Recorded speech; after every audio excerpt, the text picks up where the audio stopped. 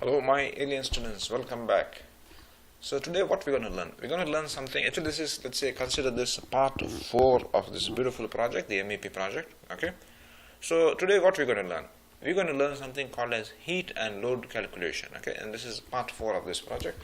So let's move forward and let's see how we move forward, isn't it? Okay. See what we have done in the earlier classes. You would be maybe notice that I finished the spaces. Okay. You will notice that I finished the spaces. Now, yeah, can you see this? This is called a space, isn't it?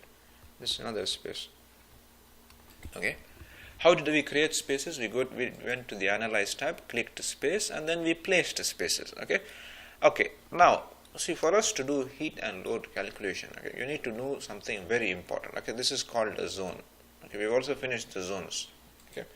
So you would be saying, John, I can't see, this is good what you have done, but I'd like to, differentiate between spaces and zones.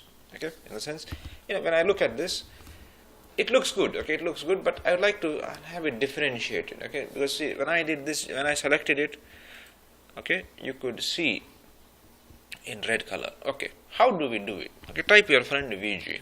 Okay, then go to HVAC zones. Okay, there is something called as interfere fill. Is this clear? Okay, this needs to be filled. This needs to be ticked. Okay, similarly, if you go to spaces, isn't it? Any comments? These things should be ticked. Okay, beautiful. Okay, one more thing. I will just do this. If you see, notice, John, when you keep your mouse on an object, it's called a pre-selection. We have not selected, just kept it. It's called hover. Okay, how come it's red color? How come when in my Revit it is blue color? If you want to change it, go to File, okay, Options, User Interface, Graphics. Here, if you change this to blue, it will be your default, what is before. Okay, just for your information. Okay, see now, if I keep, you see it became blue. Okay, anyway. Okay, after this, what we're going to do is, we're going to, let's say, select one section, one space. Okay, we need to assign it the type of building it is, or type of space it is. Select the section. Any comments? Okay. See here, space type. No, generally it will be like building. It's not going to be filled. So you're going to click here, and let's say assign the type of building. It's a type of space it is. Okay. After this you have finished all of this, one by one you'll have to assign. Okay, it's office enclosed, whatever. This will be another stuff. I've assigned it one by one. I have assigned. Okay, where is this? See, open plan, whatever. You'll have to each space you'll have to assign like that. Okay, any comments? After that, go and in your Analyze tab, go and click color fill legends. Okay, that. See, there is one trick here. Okay. Before you click here, just go and edit type and show title. This should be clicked. Any comments? Okay. Apply and okay. Click here. What type of zones we need? What type of color schema? We need zones. HVAC zone. Keep it schema 1. Click OK. Any comments? Automatically it will fill.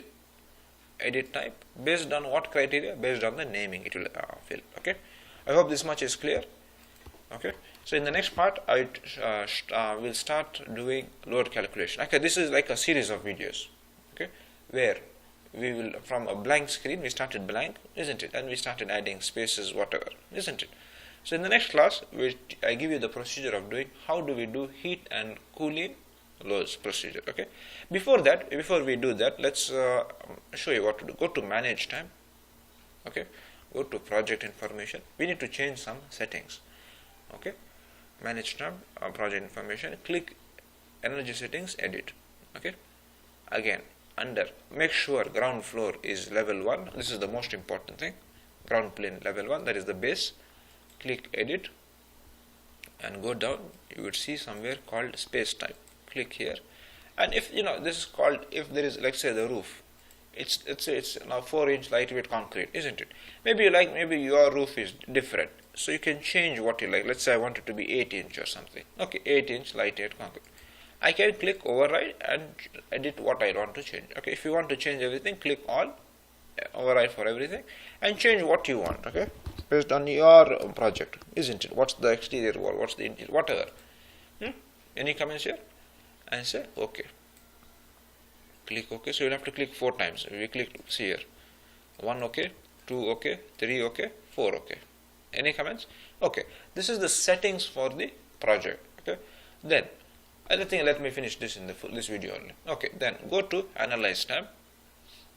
Under Heating and Cooling Loads, under Reports panel, Reports and Scheduling panel, click Heat and Cooling Loads. Okay. Like this one, dialog box will open. Okay. From there, you need to change your location. Wherever you are, you just change the location. Okay. This is an office type building, isn't it? If you want to, you can change the location, project phase. Okay. You get the picture, isn't it? You can go and change wherever you want, what's the weather, whatever, isn't it? Based on your location, you can change it. Click OK. Okay. There is one more, 1 minute. Details, yeah. For each room, let's say this is conference. Okay. Let's say this is the corridor. You can change the settings for it. How do we do it? See, this is the highlight. This is the corridor, isn't it?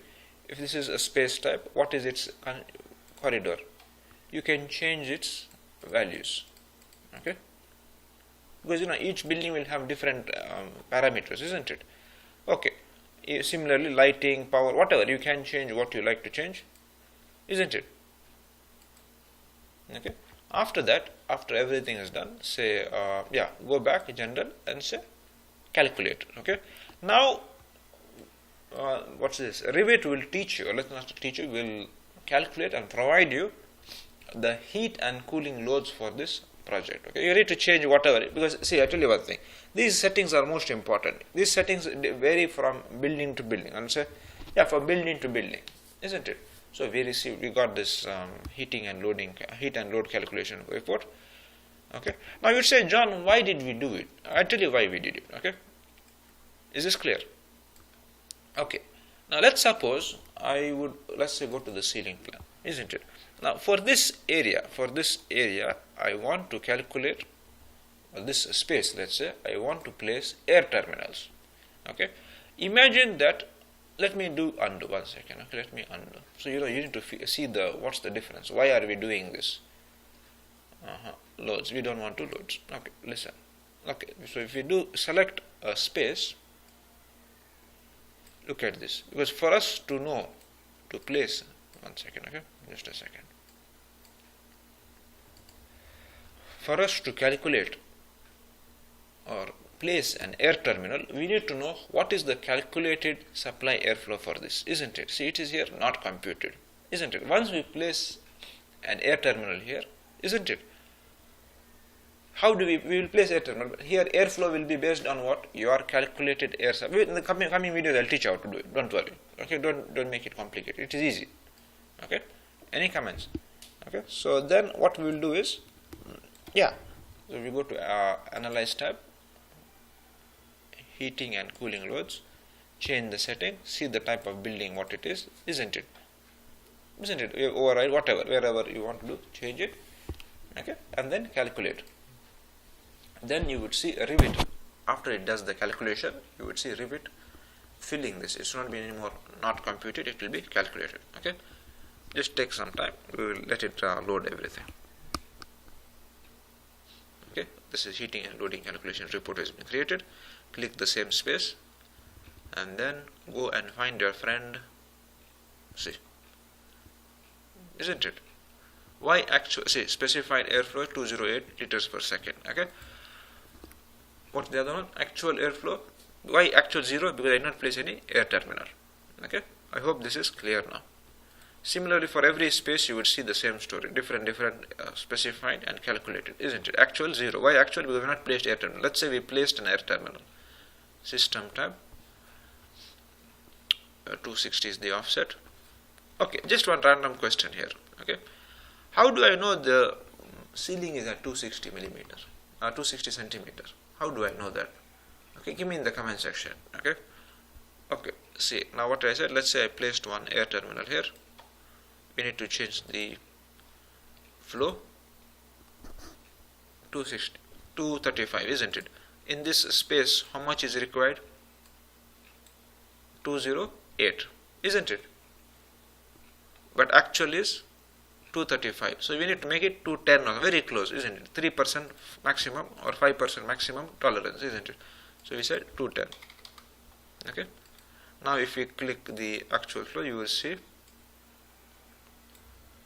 isn't it? Okay.